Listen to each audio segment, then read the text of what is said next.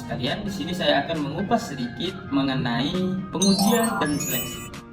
Pengujian merujuk pada serangkaian metode atau alat yang digunakan untuk mengukur kemampuan, keterampilan, dan karakteristik tertentu dalam konteks sumber daya manusia. Contohnya, ada seorang kandidat yang ingin melamar menjadi seorang manajer. Dia harus memahami yang namanya manajer. Kita harus melihat kemampuan dia dalam menguasai apa sih itu manajer. Kita harus melihat karakteristik dia, kita harus melihat kemampuan serta keterampilan dia dalam memahami apa itu manajer. Kemudian setelah itu masuklah ke tahap yang kedua, yaitu yang namanya seleksi. Seleksi merupakan proses memilih individu yang paling memenuhi kriteria dari sekumpulan kandidat yang mendaftar. Nah, jadi teman-teman sekalian, di seleksi inilah kita dapat memilih seorang kandidat yang memang memenuhi kriteria yang kita inginkan. Tapi dalam seleksi ini juga ada yang namanya mempertimbangkan faktor-faktor tertentu. Contohnya pengalaman, pendidikan, dan budaya organisasi yang digunakannya. Contohnya ada seorang kandidat A yang memiliki kriteria yang kita inginkan, tapi dia tidak memiliki kemampuan. Dan ada juga kandidat B yang memiliki kriteria yang kita inginkan serta memiliki kemampuan dan pendidikan yang memadai. Pasti kita akan lebih mengutamakan yang B karena dia memiliki kriteria yang kita inginkan dan juga memiliki pengalaman serta pendidikan. Nah, itu menjadikan faktor tambahan dalam memilih atau menyeleksi seorang kandidat. Baik teman-teman sekalian, di sini juga membahas tentang tahapan proses seleksi karyawan. Proses seleksi karyawan adalah serangkaian langkah yang diadakan oleh perusahaan untuk merekrut kandidat karyawan terbaik. Nah, selain itu, proses seleksi karyawan yang efektif terbukti dapat menghasilkan perekrutan sejenis karyawan yang meningkatkan moral perusahaan ataupun menambah nilai budaya perusahaan.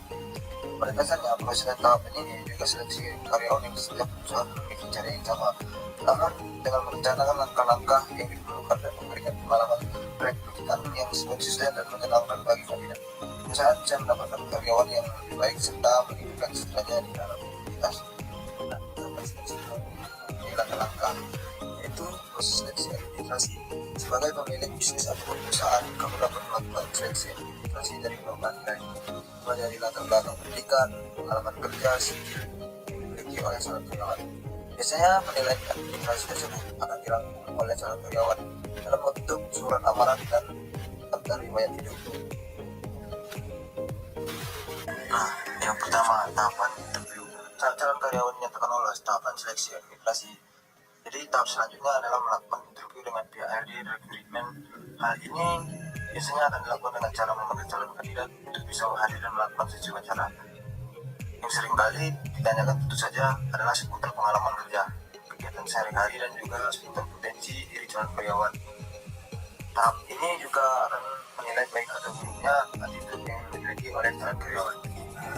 Yang kedua, tahapan psikotes. Setelah melewati tahapan interview, jadi tahapan selanjutnya adalah tahapan psikotes. Jadi tahapan seleksi karyawan yang satu ini bertujuan untuk melihat potensi dan juga bakat yang dimiliki oleh calon karyawan. Halo semua, di sini aku akan jelasin tentang jenis-jenis pengujian seleksi karyawan. Yang pertama ada tes kemampuan kognitif, yang kedua tes keterampilan teknis, yang ketiga tes kepribadian, dan yang terakhir yaitu tes kesehatan dan fisik. Pertama, tes kemampuan kognitif. Potensi kognitif adalah sejumlah soal yang dibuat untuk mengukur dan menguji kemampuan seseorang dalam menganalisis masalah dengan menggunakan logikanya. Contoh tes kemampuan kognitif ini yaitu berupa soal tentang pengetahuan dan penalaran umum, serta pemahaman bacaan dan menulis, dan kemampuan kuantitatifnya.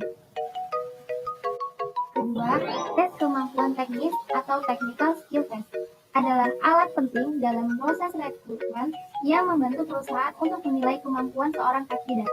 Dengan menggunakan technical skill test, perusahaan dapat memastikan bahwa mereka merekrut kandidat yang benar-benar dapat memenuhi persyaratan. Nah, manfaat dari tes kemampuan teknis ini yang pertama yaitu perusahaan dapat mengukur kemampuan nyata yang dimiliki kandidat agar dapat menjalankan tugas-tugas yang terkait dengan pekerjaannya. Manfaat kedua yaitu perusahaan dapat mengurangi resiko kesalahan dalam rekrutmen. Dan manfaat yang terakhir yaitu perusahaan dapat meningkatkan efisiensi rekrutmen dengan metode evaluasi yang cepat dan terukur. Tes kepribadian atau personality test merupakan alat yang digunakan untuk menilai kepribadian seseorang. Tes dan penilaian kepribadian mengacu pada teknik yang didesain untuk mengukur pola karakteristik sifat yang ditunjukkan orang tersebut di berbagai situasi. Ada dua jenis tes kepribadian. Yang pertama yaitu self-report inventories, yaitu berupa tes tentang pertanyaan yang diberikan kepada seseorang. Tes jenis ini relatif lebih mudah dan memiliki validasi yang lebih tinggi dan dapat dipercaya dibandingkan tes projektif. Yang kedua yaitu tes projektif. Tes projektif ini lebih mengarah dari situasi, objek, atau skenario yang sama yang harus diinterpretasikan oleh peserta tes tersebut.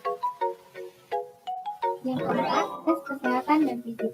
Tes ini berguna bagi perusahaan untuk memastikan bahwa calon karyawannya mampu secara fisik untuk menjalankan tugas-tugas yang akan diberikan oleh perusahaan tersebut. Saya menjelaskan tentang penguji seleksi karyawan menghadapi keuntungan dan tantangan dalam menjalankan tugas mereka. Keuntungan dibagi menjadi 4 bagian. Yang pertama, meningkatkan kualitas rekrutmen. Penguji seleksi membantu memastikan bahwa perusahaan mendapatkan karyawan yang memiliki keterampilan dan kualifikasi terbaik. Yang kedua, proses penilaian yang objektif.